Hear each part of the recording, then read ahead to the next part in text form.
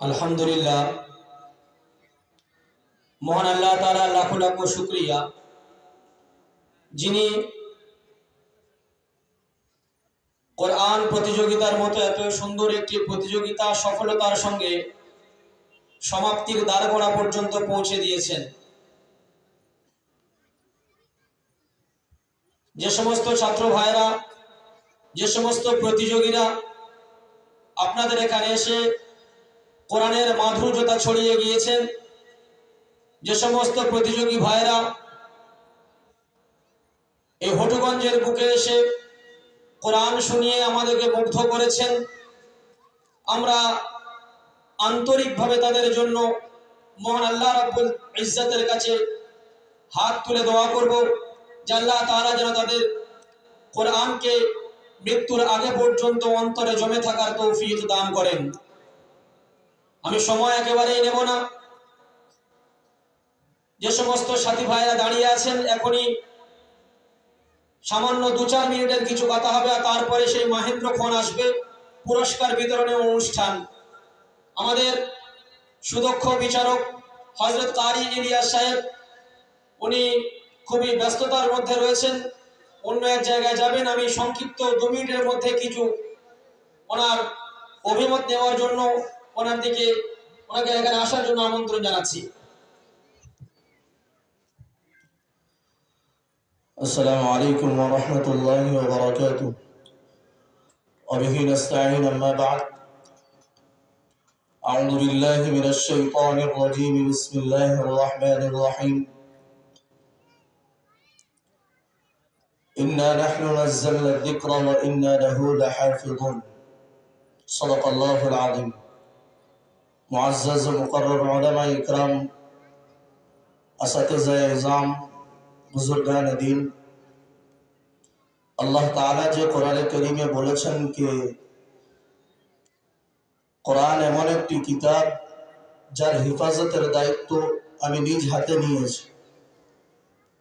আজকের আমরা যেটা চোখের সামনে দেখলাম, এটাই তার বড় মুআজিজা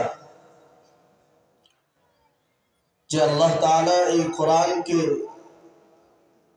এই মাসুম মাসুম বাচ্চার সিনায় গেঁথে দিয়েছেন। কোরআনের একটি একটি হারকত, সুকুন, অক্ষর, সমস্ত জিনিসকে আল্লাহ তাআলা এইভাবে হেফাজত করেছেন। এটা কোনো সামান্য জিনিস নয়। আজ আমরা ভাবি যে ছাত্র ভালো পড়াশোনা করে না স্কুলে, তাকেই আমরা মাদ্রাসায় পাঠাবো। শতকরা 80% মানুষের ব্রেনে এটাই আছে যে মাদ্রাসায় ভালো ছেলে যায় না।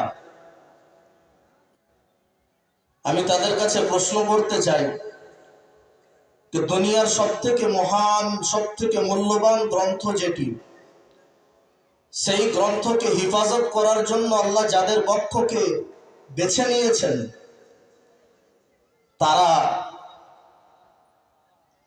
তারা কি কোনোদিন খারাপ হতে পারে? তাদের মর্যাদা কম হতে পারে? দুনিয়ার প্রাইম মিনিস্টার যদি আসে, তার জন্য আমরা রেড কার্পেট বিছাই। কোনো বড় মন্ত্রী, কোনো প্রভাবশীল মানুষ যদি আসে, আমরা তার জন্য রেড কার্পেট বিছাই। কিন্তু এই কোরআনের পাখিদের জন্য আল্লাহ তাআলা নিজের ফেরেশতাদের ডানাকে বিছিয়ে দেন। সুবহানাল্লাহ। কালকের থেকে আমরা এই মাসুম মাসুম বাচ্চার মুখ থেকে মধুর সুরে আল কোরআনুল কারীমের তিলাওয়াত শুনছি। সত্যি মন ভরে যাচ্ছে। এই প্রোগ্রাম ছেড়ে যেতে ইচ্ছেও হচ্ছে না, যেন সারা রাত পুরো দিন এমন তিলাওয়াত শুনতে থাকি। তাই আমাদের যে সমস্ত বাচ্চারা এখনো কোরআন থেকে দূরে আছে, এই ফিতনার যুগে আমরা মা বাপ হয়ে ছোট ছোট মাসুম বাচ্চাদের হাতে কোরআনের জায়গায় মোবাইল তুলে দিয়েছি। তারা পাবজি গেম, ফ্রি ফায়ার গেমে ব্যস্ত। তাদের কাছে আমি অনুরোধ করব যে আল্লাহর ওয়াস্তে নিজের বাচ্চাদেরকে কোরআনের ছায়াতলে আনুন। তাতে করে আপনার ইহকাল এবং পরকাল দুটোই উজ্জ্বল হবে ইনশাআল্লাহ।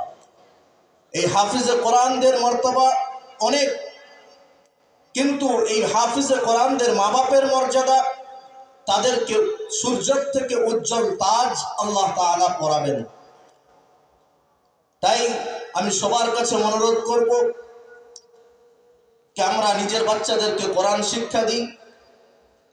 তারপরেই পরে আমি শুকরিয়া জ্ঞাপন করি এই কমিটির, যারা অর্থ ব্যয় করে, শ্রম লাগিয়ে, চিন্তা ব্যয় করে, চিন্তা খরচ করে এমন একটি মেহফিল